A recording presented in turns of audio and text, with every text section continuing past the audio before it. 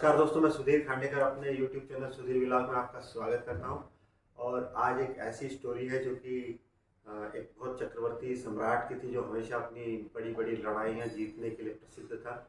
एक बार ऐसे ही वो एक बड़ी लड़ाई जीत के वापस लौट रहा था, तो उसके जो कारिंदे थे वो पहले से पहुंच गए वापस अपने राज्य में। उसने अपनी जितनी रानियां थी, करीब उसकी 1000 रानियां होंगी, उनके पास खबर पहुंचाई राजा ने कि मैं यहाँ जीत चुका हूँ और आप जो चाहो, जिसको जो जो चाहिए वो इनके हाथ में इनके साथ मेरे पास खबर भिजवा दो।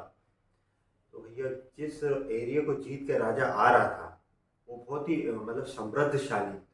वहाँ रेशम बहुत अच्छे क्वालिटी का था, वहाँ केशर बहुत अच्छी क्वालिटी की थी, वहाँ पे और भी कई प्रकार की जैसी जड़ी बूटियाँ बहुत अच्छी थी, हीरे बहुत अच्छे होते थे, सोने की खदानें थी। तो मतलब एक से एक चीज़ें थी। तो रानियों को पता ही था कि राजा वहाँ से आ रहा लौट के और इतनी सारी चीज़ें जीत के आया है, मतलब इस राज्य को जीत आया है, तो जो चाहे वो ला सकता है। तो किसी ने कहा कि मेरे लिए तो रेशम की जो महीन रेशम है सुपर वाला, उसकी साड़ियाँ ले आओ। किसी ने कहा मेरे लिए हीरे का हार लाओ। किसी ने कहा वहाँ पर जो कस्तूरी मृग की वो रहती है, कस्तूरी बेहतरीन खुशबू वाली होती है, वो लेकर मतलब सब ने जो अपनी अपनी मर्जी थी नोट करा दी उस कारिंदे को।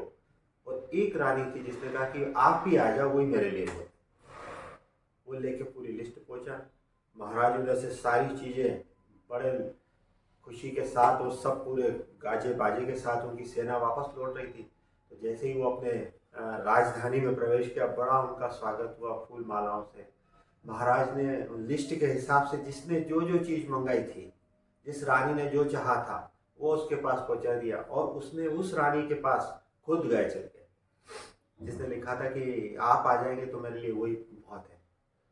आज तक अब चूंकि राजा की 1000 रानियां थी, लोग वो खुद राजा ही नहीं जानता था और रानियां तक अपना नाम भूल गई थी, नंबर याद रहता था कि 313 425 इस टाइप से। मतलब आज तक जो रानी सिर्फ नंबर से जानी जाती थी, कहो राजा ने उसको कभी देखा ना हो, उस रानी के तो अहोभाग्य हो गए और राजा ने उस दिन उसको पटरानी बना दिया।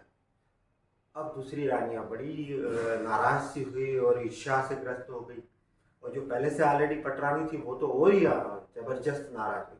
उसने महाराज के पास संदेशा भेजा, बोले ये बहुत गलत हो रहा है और आप तो सीधे मेरे महल में आइए।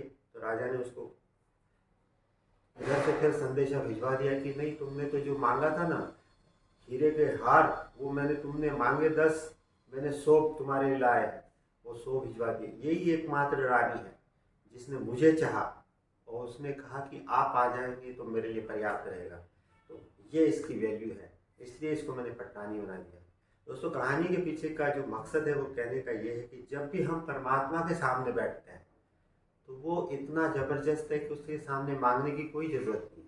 मांगोगे कंकड़ मिलेगा, पत्थर मिलेगा, हीरे मिलेंगे, जवाहरात मिलेंगे। नहीं मांगोगे तो जो उसकी मर्जी होगी, और फिर परमात्मा की मर्जी मतलब कितनी गजब की मर्जी, वो जो चाहेगा आपके जीवन में भर देगा खुशियों से। इसलिए परमात्मा के सामने जब भी बैठे, मंदिर में जब भी बैठे, संतों के सामने जब भी बैठे, गुरु के सामने जब भी बैठे और पिता के सामने जब भी बैठे, मांगने की कोई आवश्यकता नहीं, क्योंकि वो जानते हैं कि आपको किस चीज़ की ज़रूरत है।